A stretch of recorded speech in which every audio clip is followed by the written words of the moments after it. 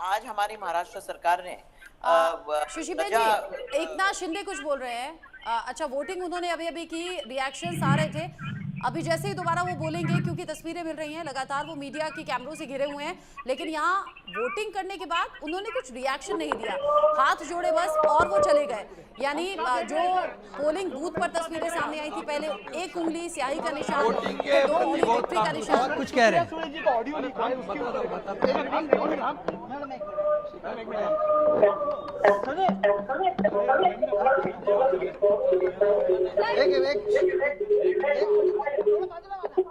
मुझे लगता है गाड़ी में बैठने के बाद भी बचने की कोशिश कर रहे हैं मुख्यमंत्री शिंदे। शायद कल से अब तक जो महाराष्ट्र में हुआ है वो एंटिसिपेट कर रहे हैं कि कहीं उससे जुड़ा कोई सवाल ना है, के बैग का कोई सवाल उन तक ना पहुंच जाए, क्योंकि सवालों से तो अक्सर नेता घिरे रहते हैं, और आज चूंकि वोटिंग का दिन भी है तो कोई बयान वो शायद नहीं देना चाहते हैं। हाँ, हर नेता ये जरूर कह रहे हैं कि बढ़ चढ़कर वोट डालिए। तो यहाँ भी मीडिया के कैमरों को थोड़ा अनदेखा करते हुए वो कार में बैठ गए हैं और कार अब आगे बढ़ रही है। अरविंद मोहन सर, इन तस्वीरों पर क्या रिएक्शन है आपका, और जो वोटिंग परसेंटेज है वो किस तरफ इशारा कर रही है? अच्छा, शुचिबेन जी कुछ बोल रही हैं शायद। अरविंद सर, शुचिबेन कुछ बोल रही हैं, एक बार सुन लेते हैं। शुचिबेन जी बोलिए। सरकार, महाराष्ट्र में सरकार हमारी बनने जा रही है, आप बोलने ही नहीं देती मेरी बहन, बीच बीच में काटती हैं। अरे बोलिए आप, भारत में सरकार है। इतना ही कहना है मुझे कि आज महाराष्ट्र में हमारे महायुति सरकार ने छुट्टी घोषित की है, तो लोग उतरेंगे, जरूर उतरेंगे, वोट भी करेंगे। और मैं ये बताना चाहूंगी कि महाशक्ति, स्त्री शक्ति जरूर हमारे महायुति के लिए वोट करेंगी। आप देख लीजिएगा, हमने बड़े लोगों के जमीन पर हमने काम किया है।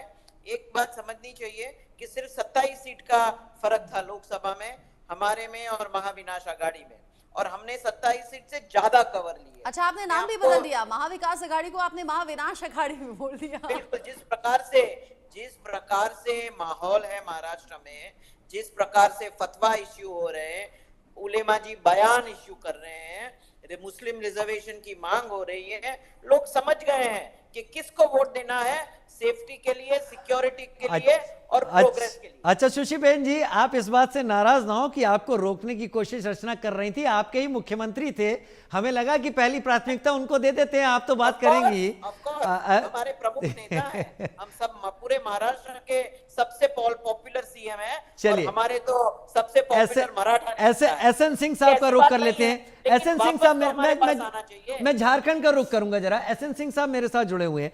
एसएन सिंह साहब, आज संथाल वोट करने जा रहा है, 38 सीटें हैं यहां पर, और आज के दिन बड़े जो चेहरे हैं, बरहेट से हेमंत सोरेन हैं, बाबूलाल मरांडी की भी प्रतिष्ठा दांव पर है, कल्पना सोरेन भी हैं, ये कई लोग आज चेहरे पर हैं। ये 38 सीटें कहते हैं कि सत्ता की तस्वीर तय करती हैं।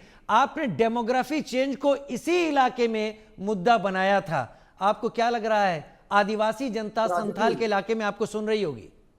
राजीव जी, देखिए, हमने नहीं, वहां की जनता का ये मुद्दा था। वहां की जनता बार बार कह रही थी कि यहाँ घुसपैठ हो रहा है, वहां का प्रशासन कह रहा था। लिखित तौर पे, मौखिक तौर पे आप देखे होंगे, आंदोलन करके ये बात जनता के बीच में आई थी। और भ्रष्टाचार तो वहां का जग जाहिर था। भ्रष्टाचार में वहां के वर्तमान मुख्यमंत्री जेल में गए थे, वो तो जमानत पर बाहर है। तो मुझे लग रहा है, चाहे वो लैंड जिहाद का मुद्दा हो, लव जिहाद का मुद्दा हो, जमाई जिहाद का मुद्दा हो, आदिवासियों के जमीन छीनने का मुद्दा हो, डेमोग्राफी चेंज का मुद्दा है, वहां का वास्तविक और वाजिब मुद्दा है। इसको वहां की जनता ने उठाया था। तो जो भारतीय जनता पार्टी ने जो मुद्दा उठाया था, वहां की जनता की आवाज थी।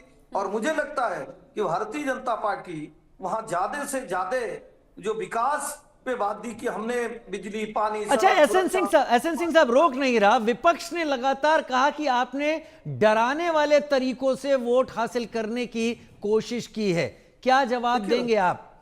राजू जी देखिए, डराने की बात कौन करता है? महाराष्ट्र में पतंग की तरह काट देने की बात कौन करता है? विपक्ष करता है। बीजेपी आरएसएस सांप होता है, उसको मार दीजिए।